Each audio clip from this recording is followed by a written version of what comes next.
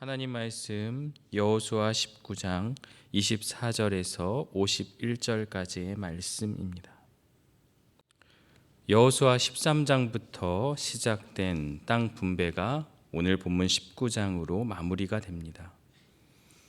특이한 점은 18장에서 여호수아의 책망이 기록되어 있습니다. 아직 분배받지 못한 7지파에 대해서 언제까지 너희가 지체하려느냐. 이 지체하다의 단어의 뜻은 게으르고 나태하다라는 것이라고 우리가 살펴보았는데요. 이들이 이후에 전쟁보다는 타협, 실제로 강한 민족에게는 화친 정책을 써서 그들과 함께하였고, 약한 민족은 노예로 삼아서 그렇게 부렸던 그러한 모습을 보여지게 됩니다. 실제로 이들과 함께 거주하며 이들을 내쫓지 않은 결과는 그들의 옆구리에 가시가 되어서 그들을 힘들게 하였다라는 것을 우리가 또 사사기 말씀을 통해서 살펴볼 수 있는데요. 하나님의 약속, 하나님의 그 언약에 대해 신뢰하지 않는 것, 바로 그것을 여호수아가 강하게 책망한 것입니다. 각 지파가 제비를 뽑고 땅을 분배받는 장면이 계속돼서 우리가 살펴보고 있는데요. 어제 말씀에 이어서 나머지 지파의 분배가 기록되어 있습니다. 24절에서 31절까지는 아셀 지파의 기업 분배가, 그리고 32절에서 39절은 납달리 지파의 기업의 분배, 그리고 40에서 48절은 단 지파의 기업 분배, 그리고 마지막으로 49절에서 51절은 여호수아의 기업과 요단 서편 땅 분배의 결론이 기록되어 있습니다. 먼저 24절을 보시면 다섯째로 아셀 자손의 지파를 위하여 지금까지 해왔던 방식대로 그 가족들을 위해서 제비를 뽑아 이제 그 7편 지파 중에 5번째로 아셀 자손의 지파의 그 분배를 허락해 주시는데요. 다른 지파들과 마찬가지로 기업의 경계선과 22성읍의 이름이 설명되어 있습니다. 또 각 그 지역들을 우리가 자세히 살펴볼 필요는 없지만 아셀 지파는 갈릴리 산맥 서쪽 지중해로 이어지는 경사 지역, 곧 이스라엘 평야의 일부 지역과 악고 평야지대의 비옥한 옥토를 분배받았는데, 이는 일찍이 아셀 지파에 대하여 아셀에게서 나는 식물은 기름진 것이라고 한 야곱의 예언이 성취된 결과라고 볼 수 있습니다. 이제 32절부터는 6번째로 납달리 지파, 납달리 자손이 이제 기업을 분배받는데요. 이 납달리 지파의 기업은 남동쪽으로 갈릴리 바다를 접한 채 북쪽으로는 가나안 땅의 맨 끝 지경까지 이르는데, 이 지역 역시 풍부한 산물이 나는 비옥한 지대다라고 볼 수 있어요. 신명기 33장 23절에 보면 모세가 예언하죠. 은혜가 족하고 여호와의 복이 가득한 납달이여, 너는 서방과 남방을 얻을지로다. 여기서 남방은 갈릴리 바다 쪽의 남방을 말합니다. 이 말씀대로 성취가 되었다라고 볼 수 있습니다. 아셀과 납달리 자손의 땅 분배에는 큰 특이점이 없지만 우리가 좀 잘 살펴보아야 될 40절은 단 지파의 기업 분배인데요. 이 부분은 좀 우리가 깊이 살펴보아야만 합니다. 단 지파의 기업은 남쪽으로는 유다 지파, 북쪽으로는 에브라임 지파 사이에 위치합니다. 동쪽으로는 베냐민, 서쪽으로는 지중해와 접하고 있는데요. 그들이 분배받은 땅은 인구수에 비해서 너무 작았을 뿐 아니라 그곳에는 아모리 족속과 블레셋 족속이 거주하고 있었기에 사실 정복하는 데 어려움이 있었다고 우리가 짐작할 수 있습니다. 사실 가나안의 남부 지역에 위치한 단지파의 기업 분배가 북쪽인 아셀과 납달리와 함께 소개되는 것은 단지파가 북쪽으로 후에 이주하였다라는 사실을 암시하고 있다라고 해석하는 학자들도 있습니다. 그래서 단지파가 이들 지파와 함께 소개가 되었다라고 볼 수도 있는데요. 47절에 보면 특이한 표현이 있습니다. 그런데 단 자손의 경계는 더욱 확장되었으니, 이제 단지파의 북쪽 이주에 대해서 말씀하고 있는데요. 뭔가 정복하고 또 확장되고 싸워서 그것을 점령하고 그것을 차지하여 거기에 거주하였다라는 것을 우리가 긍정의 관점으로 볼 수도 있지만 좀 더 깊이 있게 본문을 이해하려면 사사기를 함께 살펴보아야만 합니다. 결코 이 부분이 긍정적이 못하다는 것은 사사기의 말씀을 통해서 알 수가 있는데요. 사사기 18장은 단지파가 거주할 땅을 찾아 나서는 이야기가 나옵니다. 그곳에 보면 아직 분배받지 못했다라고 기록되어 있습니다.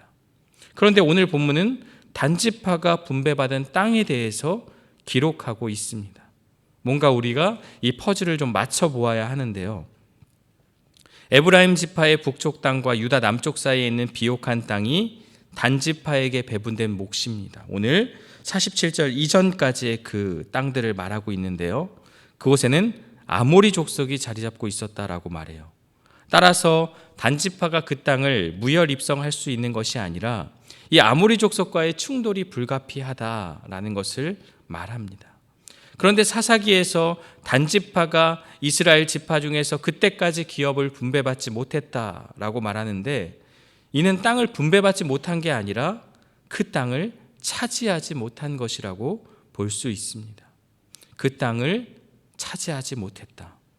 사사기 1장 34절에 보면 아모리 사람들은 단지파를 산간지방으로 몰아놓고 낮은 지역, 즉 골짜기로 내려오지 못하게 하였다고 말합니다. 뭔가 주객이 전도된 것 같은 말씀이죠. 오히려 단지파가 아모리 사람들을 산간지방으로 몰아놓고 그들이 내려오지 못하도록 완전히 점령해야 함에도 오히려 단지파가 그 땅을 정복하지 못하고 산간지방에 몰려서 내려오지 못했다. 결국 무엇을 말합니까? 가나안 족속을 몰아내지 못한 것이 아니라 오히려 자신들이 쫓겨났다라는 것을 우리는 알 수 있습니다. 땅을 분배받지 못한 것이 아니라 주어진 땅을 차지하지 못한 것이고 결과적으로 그들이 책임을 다하지 않은 것이다. 그래서 북쪽으로 이주할 수밖에 없었던 이유가 여기서 우리가 살펴볼 수 있습니다. 단지파는 민수기 26장에 기록된 대로 64,400명의 장정을 가진 큰 지파였습니다. 유다 지파 다음으로 싸울 수 있는 장정의 수가 많았단 것입니다. 그러나 도전하려는 용기 없이 아모리와 또 블레셋을 피하고자 했던 것입니다. 적과의 싸움에서 치러야 할 고난과 희생이 두려웠고 하나님이 주신 기업을 정복하고 개척하는 데 안일했던 것입니다. 결국 떠돌아다니는 것을 택했고 그저 손쉽게 차지할 땅을 찾으려 사방으로 기웃거리며 다녔다라는 것을 우리가 말씀을 통해 볼 수 있습니다. 하나님께서는 각자에게 주신 계획과 약속이 분명히 있습니다. 우리가 각 지파를 통해서 어떤 지파는 좀 좋은 땅을 받은 것 같고 어떤 지파는 넓은 땅을 받은 것 같고 어떤 지파는 산지와 또 험한 곳임을 우리가 살펴볼 수 있는데요. 각 지파에게 주신 계획과 약속이 있다. 그러나 그 계획과 약속을 이루기 위해서는 땀과 피가 필요하다는 것을 깨닫게 됩니다. 오늘 우리에게도 마찬가지입니다. 각자의 삶 속에 주신 계획과 약속이 분명히 있습니다. 그 계획과 약속을 이루기 위해서는 우리의 땀과 피가 필요하다는 것을 우리가 알 수 있는데요. 구원은 값없이 주어지지만 그 구원의 삶을 살아내는 데는 우리의 헌신이 요구된다라는 것. 이미 우리는 구원받았지만 이 땅 가운데서 성화의 삶을 살아내는 데는 우리의 헌신이 필요하다는 것을 우리는 알게 됩니다. 이와 같은 약속의 말씀을 붙잡고 오늘 현실을 살아가는 우리에게 주신 하나님의 말씀, 그것을 붙잡고 믿음으로 결단하며 나아가는 우리의 삶이 있기를 간절히 원합니다. 마지막으로 49절과 50절은 여호수아의 기업에 대해서 나옵니다. 단지파를 끝으로 모든 지파의 기업 분배가 마무리가 되었습니다. 사실 여호수아가 누구입니까? 이 땅을 정복하고 지금까지 함께한 리더십이고 지도자고 또 특별한 대우를 받을 만한 그러한 공로를 세운 자입니다. 자신이 취할 것을 먼저 택할 수도 있지만 오늘 성경에 보면 49절에 이스라엘 자손이 그들의 경계를 따라서 기업의 땅 나누기를 마치고 모든 지파의 땅 분배가 마친 이후에 자기들 중에서 눈의 아들 여호수아에게 기업을 주었다라고 말씀하고 있습니다. 갈렙과 더불어서 가나안 정복의 앞장선자이지만 권리를 내세우지 않는 겸손을 보게 됩니다. 여기서 참 어른의 모습을 볼 수 있는데요. 50절에 보면 그가 요구한 성읍은 딥낫세라입니다. 이곳은 새로운 곳이 아니라 이미 에브라임 지파가 분배받은 땅이라고 볼 수 있습니다. 다른 지파의 땅이 아니라 자기가 속한 지파 내의 땅을 선택하게 됩니다. 그리고 이것은 평야가 아니라 산지라고 기록되어 있습니다. 그렇게 좋은 땅이 아니다라는 것을 볼 수 있어요. 그는 갈렙과 마찬가지로 정탐을 통해 마음에 품은 하나님의 꿈이 그의 마음속에 있었던 것입니다. 비록 험지이고 비록 산지이고 비옥한 평야가 아닐지라도 여호와 하나님이 나와 함께하고 있으면 그곳이 옥토가 되고 그것이 좋은 땅이 될 수 있다라는 것을 여호수아는 마음에 품고 믿음으로 그 땅을 요구했던 것입니다. 여호수아는 그곳에 성읍을 건설하고 죽을 때까지 그곳에 거주합니다. 49절과 50절에 짧게 설명되어 있지만 우리는 여호수아의 리더십을 보게 됩니다. 그는 모든 백성이 먼저 기업을 받은 후에 자신의 기업을 마지막으로 요청합니다. 이는 그의 겸손과 공동체를 섬기는 마음을 나타냅니다. 리더십이란 섬김과 겸손에서 시작됨을 알 수 있습니다. 여호수아는 자신의 권리를 주장하기보다 하나님의 뜻과 공동체의 필요를 먼저 생각하는 모습을 보이게 됩니다. 이는 오늘날 우리의 리더십에도 중요한 본보기가 됩니다. 내가 속한 공동체에서 대접을 받으려 하기보다 우리는 섬기는 자가 되어야 합니다. 예수님은 인자가 온 것은 섬김을 받으려 함이 아니라 도리어 섬기려 하고 자기 목숨을 많은 사람의 대속물로 주려 함이니라. 예수님은 십자가를 지기 전 제자들의 발을 씻기며 내가 주와 선생이 되어 너희 발을 씻었으나 너희도 서로 발을 씻어주는 것이 옳으니라 라고 말씀하셨습니다. 예수님은 허물 많고 연약한 자들을 그들의 제자로 부르셨고 그리고 그들을 향하여 나무라거나 지시하거나 감정적으로 책망하지 않으셨습니다. 오히려 연약함이 있다면 기도하시고 인내하면서 한 사람 한 사람을 세워나가신 것을 우리는 볼 수 있습니다. 우리에게도 이와 같은 자세가 필요합니다. 누군가의 연약함과 그 부족함을 바라보면서 저 사람을 어떻게 도울 수 있을지, 저 사람을 어떻게 섬겨야 되는지 그것을 생각하는 리더십이 되어야만 합니다. 작은 친절과 배려가 큰 변화를 가져올 수 있음을 기억하고 이러한 마음으로 섬기는 모습이 우리 안에 있기를 간절히 원합니다. 본문 51절은 땅 나누는 일을 마쳤다고 선언합니다. 회막문 여호와 앞에서 제비 뽑아 나눈 기업이 이러하니라. 이에 땅 나누는 일을 마쳤더라. 이는 하나님의 약속이 종결되었음을, 성취되었음을 나타내고 있습니다. 마치 결론과도 같은 말씀은 각 지파의 경계선은 제비 뽑아, 즉 하나님의 말씀대로 약속대로 이루어진 것이기에 이 경계선은 영구적이며 따라서 각 지파는 서로의 지파의 경계선을 넘나들지 않아야 하며 주신 것에 만족하며 그리고 더 나아가 새로운 곳을 개척하고 믿음으로 나아가는 그러한 말씀으로 볼 수가 있습니다. 그리고 이스라엘은 분배받은 땅을 정복하고 그리고 그 땅을 후손에게 물려주어야 될 그러한 삶의 목표가 있는 것입니다. 우리는 지금까지 땅 분배의 그 과정들을 보며 여러 지파들의 모습들을 살펴보았습니다. 갈렙은 85세의 나이에 이 산지를 내게 주소서라고 말하며 헤브론 땅, 정말 험지이고 어려운 그 땅을 믿음으로 요구하는 것을 보게 되어집니다. 마찬가지로 오늘 본문의 마지막 갈렙으로 시작하여서 여호수아로 끝이 나는 이 구조를 통해서 하나님의 사람들, 하나님의 그 믿음의 리더십들의 그 믿음의 모습을 발견할 수가 있습니다. 유다 지파는 또한 양보하는 모습을 보이게 되죠. 시므온에게 자신이 받은 그 땅을 넘겨주며 그 땅을 허락하며 함께 거주함을 통해 함께하는 공동체의 모습을 그 사랑의 모습을 보여지게 하는 것입니다. 또한 단지파는 오늘 본문에서 비록 그 땅이 좋은 땅이고 정복하고 나아가야 하지만 그 땅을 정복하지 못하고 북쪽으로 이주하며 또 그들에게서 쫓겨나는 그러한 모습을 통해 약속의 말씀을 신뢰하지 못하는 것을 우리는 마주하게 됩니다.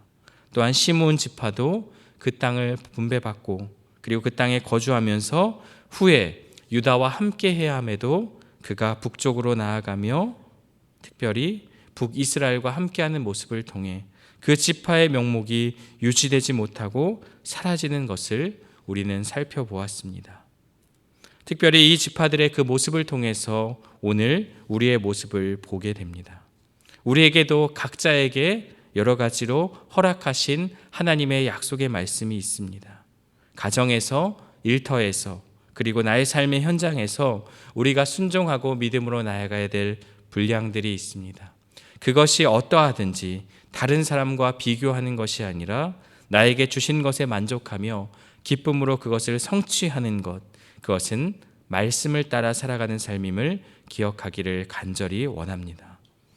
땅을 분배할 때 각 지파의 리더들이 모여서 회의를 통해서 주어진 것이 아니라 제비뽑기를 통해서 하나님이 주신 것은 그들에게 있어서 어떠한 회의와 어떠한 협의가 있었다면 서로 좋은 땅을 차지하려고 싸움이 일어났기 때문일 것이라고 그렇게 생각되어집니다. 하지만 하나님은 그 과정에서 제비뽑기를 통해서 어떠한 결과가 나와도 하나님의 뜻으로 받아들이고 그것을 그들에게 허락해 주신 것입니다. 이제 각 지파는 믿음으로 주신 땅을 정복해 나아가야 할 책임이 있다는 것을 기억하며 오늘 본문을 통해 오늘 우리에게도 예수님은 제자도에 대해서 말씀하십니다. 자기 십자가를 지고 자기를 부인하고 예수님을 따르는 삶. 어쩌면 구약시대 이들이 땅을 분배받고 그것을 성취해 나가는 것처럼 오늘 우리에게는 이 땅을 살아가며 예수님께서 보여주셨던 그 섬김의 리더십, 갈렙과 여호수아가 보여준 그 양보와 또 그 개척의 리더십을 우리도 마음으로 받고 우리의 삶 속에서 내 뜻보다 하나님의 뜻을 우선하는 그러한 결단이 우리 안에 있기를 주의 이름으로 축원합니다. 함께 기도하겠습니다. 사랑과 은혜의 하나님, 오늘 주신 말씀을 통해 이스라엘의 땅 분배가 성공적으로 맞춰질 수 있음을 보게 됩니다. 그러나 이제 그들은 그 땅을 정복해야 되고 그 땅의 거민들과 함께 거주하는 것이 아니라 정복하고 힘써 싸워서 하나님 나라를 건설해야 될 책임이 있음을 우리는 마주하게 됩니다. 단지파가 믿음으로 그 약속된 땅을 분배받아 성취하고 믿음으로 나아가야 함에도 그 땅의 거민들을 쫓아내지 못하고 오히려 그들이 쫓겨남을 당하고 북쪽으로 이주하는 모습을 통해서 많은 것을 깨닫게 됩니다. 우리에게 주어진 하나님의 말씀 앞에 순종하며 믿음으로 결단하고 정복해야 감에도 그렇지 못한 머뭇거림이 우리 안에 있지 않은지 돌아보게 하여 주옵소서. 7지파가 지체하며 머뭇거렸던 모습을 기억하고 우리에게 주어진 그 하나님의 말씀, 그 말씀 붙잡고 우리의 삶의 현장에서 믿음으로 결단하는 그러한 모습이 우리 안에 있을 수 있도록 인도하여 주옵소서. 여호수아와 갈렙의 모습처럼 주신 약속의 말씀을 마음에 품고 결단하며 이 산지를 나에게 달라라는 고백처럼 우리가 살아내야 될 그 현실 가운데서 예수님께서 먼저 보여주셨던 그 제자도 십자가를 지고 나아갔던 그 길을 우리도 걸어가게 하여 주시고 특별히 우리 자신의 뜻이 아닌 하나님의 뜻을 분명히 붙잡고 믿음의 삶을 살아내는 역사가 있도록 인도하여 주옵소서. 명절 기간 형제 자매들과 또한 함께 사랑하며 예수 그리스도의 선한 모습을 드러내게 하여 주시고 또 눈길로 많이 위험하고 힘들지만 안전하게 붙잡아 주시고 인도하여 주옵소서. 예수 그리스도의 이름으로 기도 드리옵나이다. 아멘.